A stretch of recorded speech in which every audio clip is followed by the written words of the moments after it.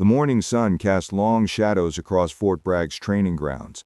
Staff Sergeant Dakota Reed stood at the edge of the firing range, her dark hair pulled back in a regulation bun. Around her, dozens of fresh recruits buzzed with nervous energy, their first day of weapons training. Drill Sergeant Patterson called out names, assigning handguns. Johnson, Beretta, Martinez, Glock, Thompson, Smith & Wesson. When he reached Dakota's name, she stepped forward with steady steps. "Sir," Dakota interrupted politely, "I'd like to request a rifle instead." The training ground fell silent. Patterson's eyebrows shot up. "A rifle," Patterson repeated, his voice carrying across the quiet field. "Stone, this is basic firearms training. We start with handguns for a reason." Dakota stood at attention, her gray eyes focused straight ahead. "Yes, sir. I understand, sir. But I believe I'm ready for the challenge." A few male recruits started chuckling. One of them, a cocky young officer named Lieutenant Tyler Morrison, spoke loud enough for everyone to hear. "Look at her, thinking she's some kind of operator." His comment sparked more laughter. Another recruit joined in. "Maybe she thinks this is Call of Duty." Patterson held up his hand for silence, but skepticism was written all over his face. "Reed, do you have any experience with rifles? Hunting background, military family?" "Yes, sir," Dakota replied simply, offering no additional details. Morrison was shaking his head and grinning. "This is gonna be good. Can't wait to see her try to handle the recoil." Patterson studied Dakota's face, looking for any sign of doubt. What he saw instead was steady composure and complete confidence. Something in her eyes reminded him of seasoned soldiers he'd known, though he couldn't quite put his finger on what it was. "You know what, Reed?" Patterson said finally. "Against my better judgment, I'm gonna let you try. But when you can't handle it, you go back to handgun training. No arguments. Deal?" "Deal, sir," Dakota replied without hesitation. Patterson walked to the weapons rack and selected an M4 carbine. He checked the weapon, ensuring it was safe, then walked back to Dakota. "This has a lot more kick than what your classmates will be shooting. The recoil alone has been known to knock inexperienced shooters off their feet." Dakota accepted the rifle. Patterson noticed immediately that she handled it with familiarity. Her grip was correct, her finger discipline perfect, and she checked the safety and chamber in exactly the right sequence. The other recruits had gathered around to watch what they expected to be an entertaining failure. Some had their phones ready, hoping to capture Dakota struggling with the powerful weapon. As Dakota moved toward the firing line, Morrison called out again. "Hey, Reed, you sure you don't want to start with something more your speed? Maybe a BB gun?" The crowd erupted in laughter. Dakota didn't flinch. She'd heard worse in places these men couldn't imagine.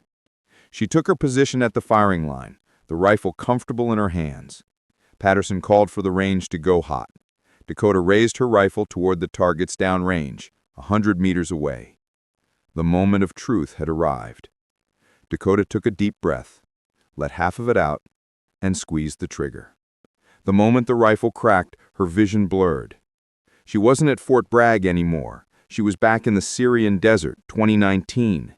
The heat was suffocating, 115 degrees, sweat burning her eyes, the smell of gunpowder and diesel fuel thick in her lungs. Her team leader's voice crackled through the radio. "Wolfpack Alpha, we need covering fire now. Hostiles closing on the evac point." Dakota's hands moved on instinct. She'd been in position for 6 hours, motionless on that rooftop, waiting for this moment. Through her scope, she counted 12 enemy fighters advancing on the extraction zone where her team was pinned down. The wind was gusting at 15 miles per hour from the east, temperature dropping as the sun set. She adjusted for bullet drop at 600 meters. First shot, center mass, target down. Second shot, the spotter next to the first target, down. Her team's voices, "Contact eliminated. Keep 'em coming, Alpha." She'd fired 17 rounds that evening. 17 lives she'd ended to save 12 of her own people. She blinked. Fort Bragg returned. Downrange, a hole appeared dead center in the bullseye. Dakota chambered another round and fired again. Another perfect hit, so close to the first it looked like a single shot. The whispers from the other recruits stopped. Third shot, dead center. Fourth shot, same result. By the time Dakota fired her fifth round, The target looked like it had been hit by a single perfectly placed shot. All 5 bullets had gone through essentially the same hole. Patterson lowered his binoculars and stared. "Reed," he said quietly, "where did you learn to shoot like that?" Dakota lowered her rifle and engaged the safety. "My grandfather taught me, sir, on our farm in Montana." Morrison, who'd been laughing minutes ago, was now silent. His own target showed hits scattered everywhere, with several complete misses. Word spread quickly. Other instructors wandered over. Sergeant Williams picked up Dakota's target and whistled softly. "Whistle. I've been hunting since I was 10, and I've never seen a group like that." But not everyone was impressed. Captain Reynolds, a senior training officer, approached Dakota as she was cleaning her rifle. "Reed, this kind of shooting doesn't just happen by accident. You want to tell me what you're really doing in basic training?" Dakota looked confused. "Sir, I'm here to serve my country just like everyone else." Reynolds studied her. "People who shoot like this usually have backgrounds we need to know about. Special forces training, private contractors?" "No, sir, nothing like that. I grew up on a farm in Montana. My grandfather taught me to hunt and shoot for practical reasons."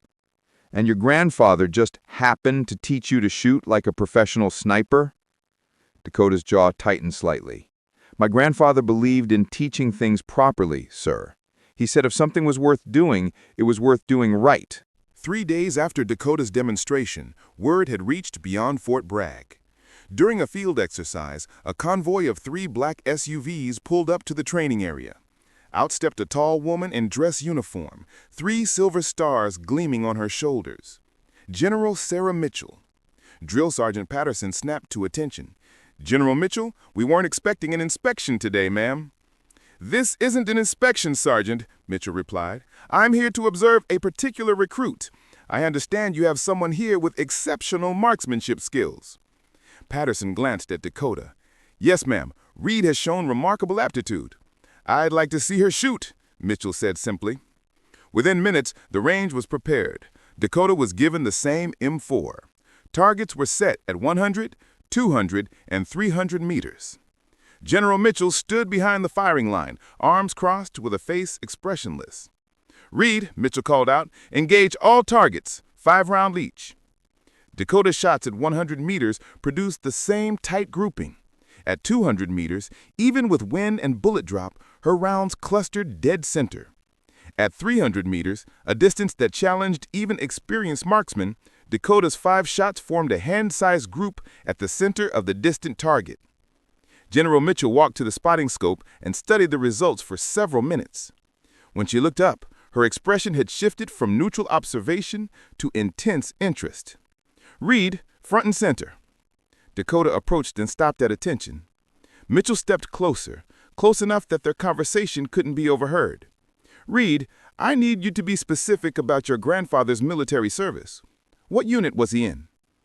Dakota looked uncomfortable. "Ma'am, he served in Vietnam. He was in the Army for almost 20 years, but he never talked about specific units or missions." Mitchell's eyes narrowed. "Describe your grandfather, Reed. What did he look like?" "Medium height, ma'am. Dark hair that went gray. He had a scar on his left hand from a farming accident. And—" Dakota paused. "And what?" "He had a small tattoo on his shoulder, ma'am. A wolf head. I asked him about it once, but he just said it was from his Army days." General Mitchell went very still. She pulled out her phone, scrolled through something, then showed the screen to Dakota. "Did it look like this?" On the screen was an image of a detailed wolf head, front-facing, sharp features, fierce eyes. Dakota's eyes widened. "Yes, ma'am, that's exactly what it looked like." Mitchell put her phone away and looked around. "Everyone, back to your duties. This demonstration is over." She led Dakota to a small office building. Inside, Mitchell's demeanor softened slightly. "Reed, the tattoo you described wasn't just any Army unit. That was the symbol of a very specific, very classified unit that operated during the Vietnam War." She paused. "It was called Wolfpack Alpha." Dakota felt a chill run down her spine.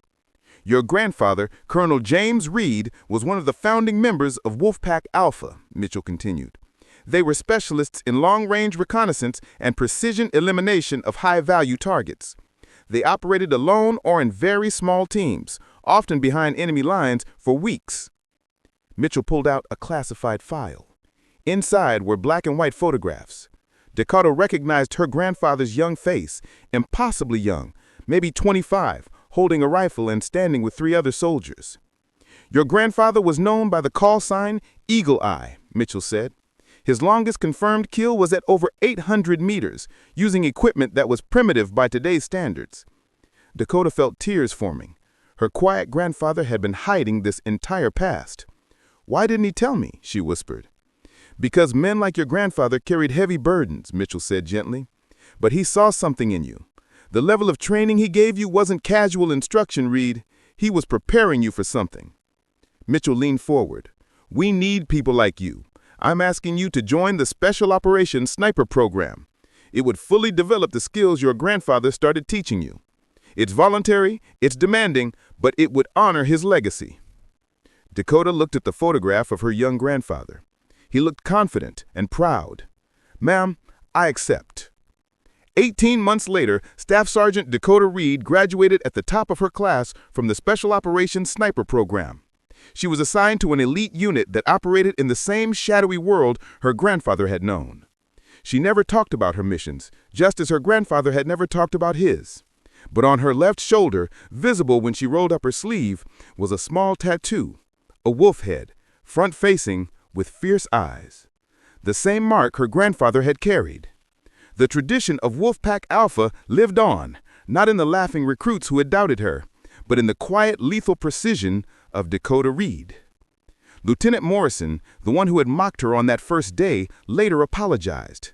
Dakota had simply nodded and said, "Respect isn't about the rank on your chest. It's about seeing the person in front of you."